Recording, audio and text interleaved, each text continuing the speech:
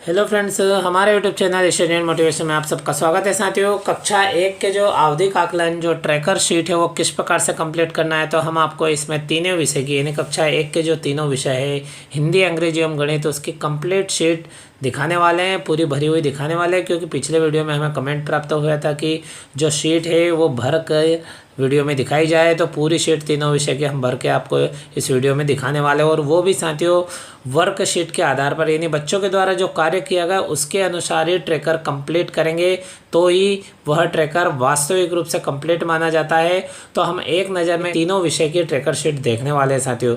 और अभी तक आपने हमारे YouTube channel study and motivation को सब्सक्राइब नहीं किया तो साथियों FLN तथा स्टडी मोटिवेशन साथ ही नए से ओलंपियाड संबंधी समस्त प्रकार की जानकारी की अपडेट तुरंत प्राप्त करने के लिए आप हमारे YouTube channel study and motivation को तुरंत सब्सक्राइब करें तथा वीडियो दोस्तों के साथ शेयर करें।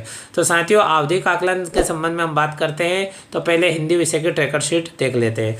ऊपर सामान्य से जानकारी है और पहले नंबर पर आप देख सकते हो क्रमांक है, फिर बच्चे का नाम है, स्कॉलर क्रमांक और माता पिता का नाम। ये जनरली चीज़ें हम फिल कर लेंगे। महत्वपूर्ण चीज़ें हैं साथियों, तो हम कॉलम की बात करें तो आप देख सकते हो मौखिक भाषा विकास का पहला कॉलम है। बच्चा जिस स्तर तक कार्य करता है उस स्तर में हमने राइट लगा दिया गया, आप देख सकते हैं। तीनों में से किसी एक कॉलम में राइट लगाना है। इसी प्रकार से ध्वनि जागरूकता की बात करें तो पहली ध्वनि की पहचान करना है, यानी जो 4 शब्द बोले जाएंगे उनमें से जो पहली ध्वनि है शब्द की वो पहचान करना है, यानी वर्ण की जो पहली ध्वनि होती है उसकी पहचान करना है। तो बच्चों के द्वारा 4 में से 3 ध्वनि सही बताई गई तो वो लिख दिया गया, दूसरे बच्चे के द्वारा 2 सही बताई गई। इस प्रकार से हमको लिख देना है। वर्ण पठन की बात करें तो 13 वर्ण पठन करना था, उसमें से पहले बच्चे ने 8 वर्ण पढ़े, दूसरे बच्चे ने 7। इस प्रकार से आप देख सकते हो ऊपर से नीचे आंकड़ा लिख दिया गया है।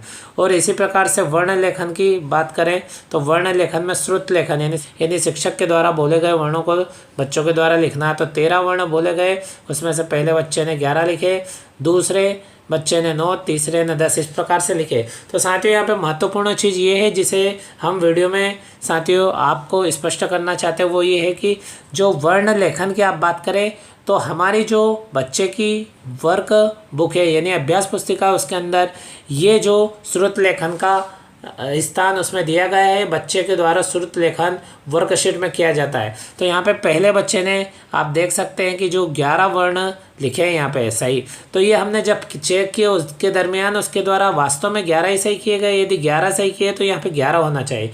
इसी प्रकार दूसरे बच्चे के द्वारा 9 वर्ण सही लिखे गए तो इसलिए यहाँ पे 9 होना चाहिए। यानी हमारी अभ्यास पुस्तिका, बच्चों की हर बच्चे की अभ्यास पुस्तिका में वास्तव में जितने प्रश्न सही लिखे गए, जितने प्रश्नों का सही जवाब दिया गया है वो यहाँ पे अंकित होना चाहिए। यानी यदि कोई भी हमारी वर्कशीट और साथ ही आपका ट्रैकर यदि मिलान करें तो दोनों में एक जैसी कंडीशन दिखाई देना चाहिए, यानी दोनों में एक रूपता होना चाहिए। ये चीज़ महत्वपूर्ण है, तभी हमारा जो ट्रैकर है वो वास्तविक रूप से कंप्लीट एवं सही माना जाएगा। इस प्रकार से साथियों हमें ध्यान रखना है कि बच्चों के द्वारा जो दिए गए सही जवाबों की संख्या हमें अभ्यास पुस्तिका में वर्कशीट में देख करके यहाँ पे ट्रैकर को भरना है, यानी ट्रैकर को देखकर ही कंप्लीट करना है हर बच्चे को कार्य को। इसी प्रकार से आप अंग्रेजी विषय में देखेंगे तो साथियों यहाँ भी वही बात है, आप देख सकते हो। जैसे पहला यहाँ पे आप देखेंगे अवधारणा, तो बॉडी पार्ट दिया गया है, तो 4 बॉडी पार्टों को मिलान करना था बॉडी से। तो आप देख सकते हैं पहले बच्चे ने 3 को मिलान किया यानी 3 सही किए, दूसरे बच्चे ने 4 किए, तीसरे ने 4। इस प्रकार से आप देख सकते हैं कि 4 बच्चों ने 4 को मिलान किया। फिर छठे बच्चे की हम बात करें तो उसने 3 को मिलान किया है। इस प्रकार से साथियों वास्तव में वहाँ पे आप देखेंगे, चित्र को खोलेंगे और पहली जो वर्कशीट का जो पहली अवधारणा है जिसमें बॉडी पार्ट का बताया गया है उसके अंतर्गत यदि वास्तव में बच्चे ने 3 को मिलान किया, 3 ही होना चाहिए। यानी वर्कशीट और अभ्यास पुस्तिका में एक रूपता होना चाहिए। जितना कार्य बच्चे के द्वारा अभ्यास पुस्तिका में किया गया है उसी के अनुसार ये ट्रैकर बनना है, उसको ध्यान में रखते हुए ट्रैकर बनना है। इसी प्रकार से कन्वर्सेशन का जो दूसरा प्रश्न है इसके अंदर आप देखेंगे तो 2 अवधारणा मतलब अवधारणा से रिलेटेड 2 प्रश्न हैं, तो बच्चों के द्वारा दोनों सही किए गए तो 2 लिखना है। इस प्रकार से सभी कॉलमों में लिखने का तो क्या है कि हम आराम से लिख देते हैं और कंप्लीट कर लेते हैं, लेकिन वास्तव में अभ्यास पुस्तिका में बच्चों के द्वारा किए गए कार्य के अनुसार यानी उसको देखते हुए ही हमें यह ट्रैकर शीट कंप्लीट करना है। तभी यह ट्रैकर शीट वास्तविक रूप से कंप्लीट एवं पूर्ण होती है साथियों।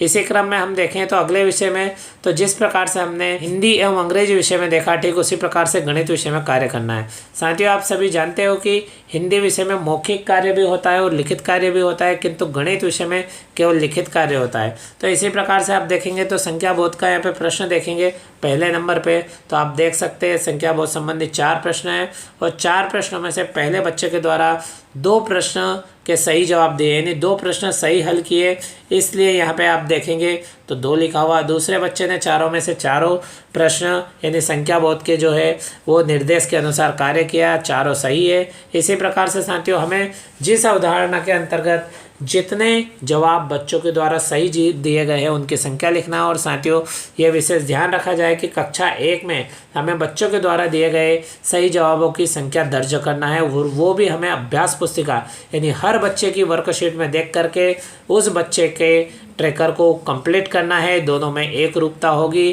तभी हमारा कार्य पारदर्शी रहेगा साथियों।